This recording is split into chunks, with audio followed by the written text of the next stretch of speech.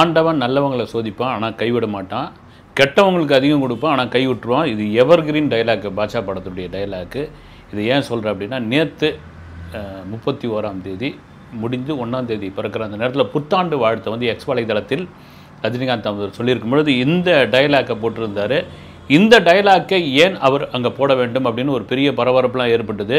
இந்த டைலாக்கை யாரை வச்சு போட்டார், எதை வச்சு போட்டார்னு சோஷியல் மீடியாவில் ஒரு விவாதமும் ஒரு சண்டையும் போயிட்டுருக்கு. அதுக்கு முன்னாடி அதை என்னன்னு பார்ப்போம். அதுக்கு முன்னாடி 1ஆம் தேதி காலையில் இன்றைக்கி அவருடைய தரிசனம் அப்படியே ரசிகர்களுக்கு கிடைக்க ஆரம்பிச்சிது. போயஸ் கார்டன் வாசல் அப்படி நின்று தலைவா தலைவா தலைவான்னு கத்த ஆரம்பித்தாங்க.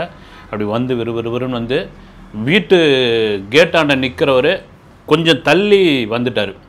எப்போவுமே வந்து இந்த கேட்டுக்கு மேலே ஏறி நின்று அப்படி கையாட்டுறது, ஒரு சமயத்தில் இந்த போர்டிகோ மலையில் நின்று இது பண்ணுறது. இப்போ என்ன ஆகிப்போச்சு, வீட்டெலாம் தள்ளி வந்து நின்று அப்படி நின்று எல்லாருக்கிட்டையும் கையச்சு. அதில் ஒருத்தர் அப்படி ஓட ஆரம்பித்தாப்புல, நீங்கள் அந்த வீடியோவை பார்த்தீங்கன்னா தெரியும். அப்புறம் வந்து அதட்டி பதட்டமாயிட்டார், வந்து பதட்டமாகி நில்லு நில்லு நில்லு அப்படின்னாப்புல. இதுவும் என்ன காரணம்னு சொல்லலாம் வந்து.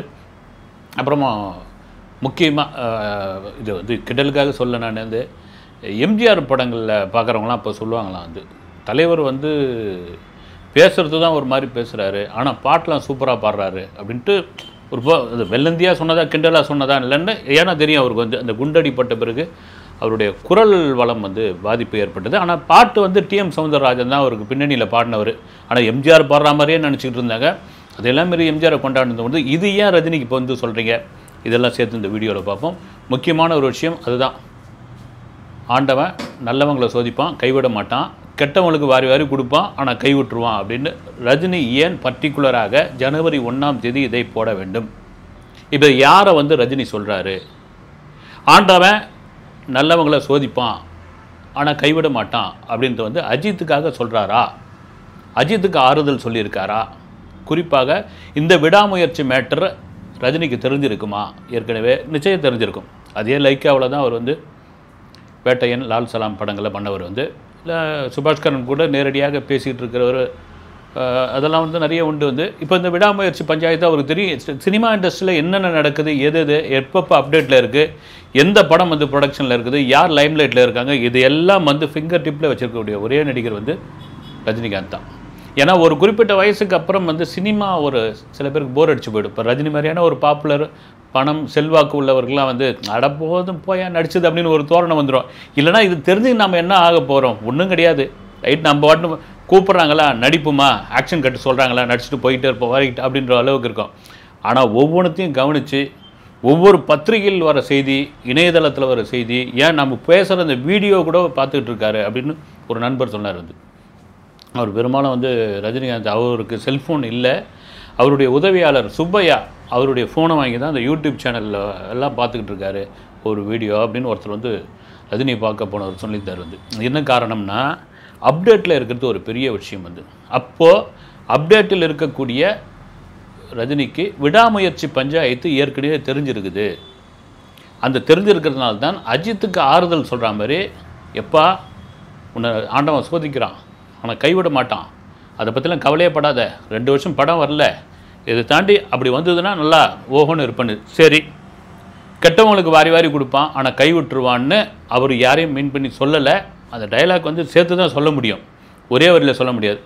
ஆனால் சோஷியல் மீடியாவில் சில பதறுகள் அப்படி தான் சொல்ல முடியும். என்ன ஆகிப்போச்சு, இது வந்து விஜயை தான் சொல்கிறாரு, விஜய் வந்து தாவேக்காவுடைய தலைவராக மாட்டார், அரசியல் பெரும் சக்தி ஆகிட்டார், தமிழக அரசியல் பேசக்கூடிய ஒரு நபராக மாறிட்டார், கவர்னர் போய் சந்திக்கிறாரு, மாணவி போராட்டத்திற்கு களத்தில் இறங்கிட்டார், இவளுக்கு இவ்வளோ பெரிய ஃபாலோவர்ஸ், விக்கிரவாண்டி வீசாலையில் நடந்த அந்த மாநாட்டுக்கு 10 லட்சம் பேர் கூட்டிட்டாங்க.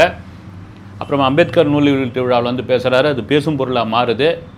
இதெல்லாம் தான் சேர்த்து ரஜினி கடுப்பாயிட்டார்.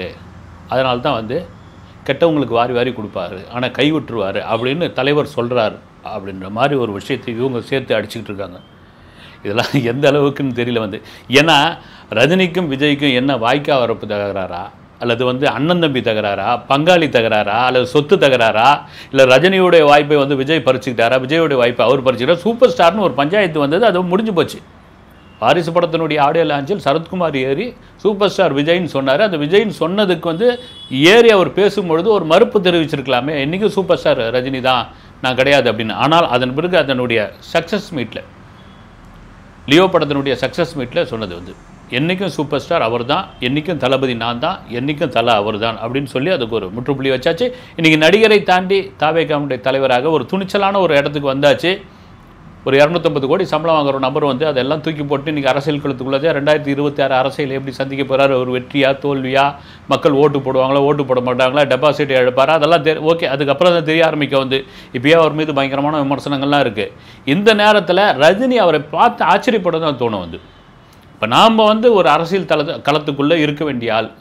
96 கையை பிடிச்சி கூட்டின்னு வந்து முதல்வர் நாற்காலில் உட்கார வச்சாங்க. அதால் நம்மளால் வந்து உட்கார முடியல, வேணான்னு சொல்லியாச்சு.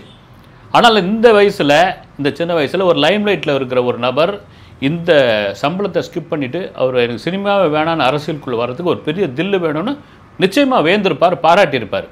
ஏன்னா விஜய்க்கு கூட ஃபோன் பண்ணியிருக்கலாம் ரஜினி, யார் கண்டாங்க வந்து விஜயும் சொல்லாமல் இருக்கலாம்.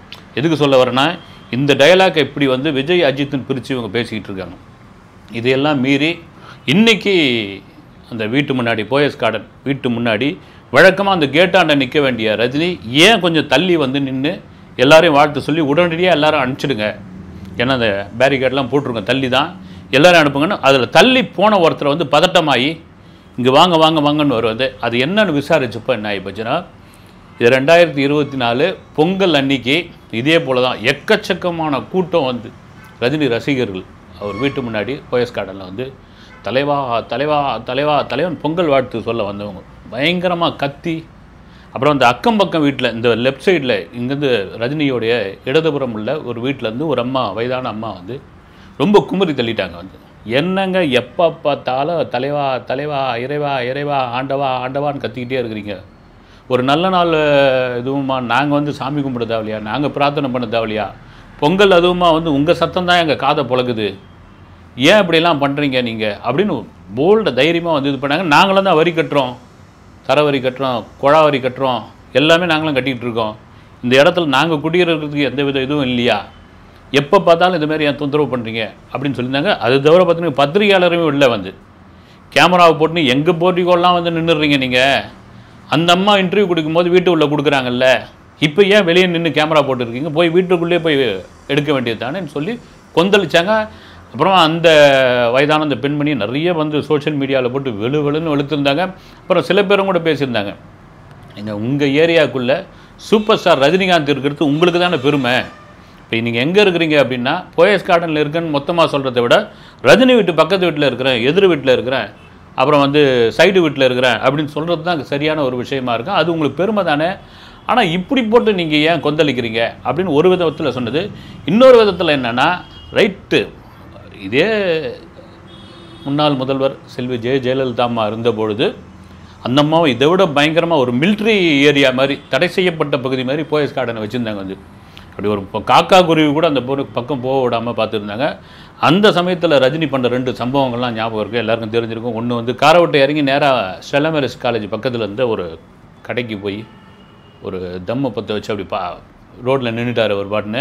இன்னொரு தடவை என்ன ஆகி போச்சு, அதே போல் தான் வாங்கின முடித்து நிறுத்தினோடனே காருக்குள்ளேருந்து ஒரு சேரை எடுத்து ரோட்டில் போட்டு உட்காந்துட்டார்.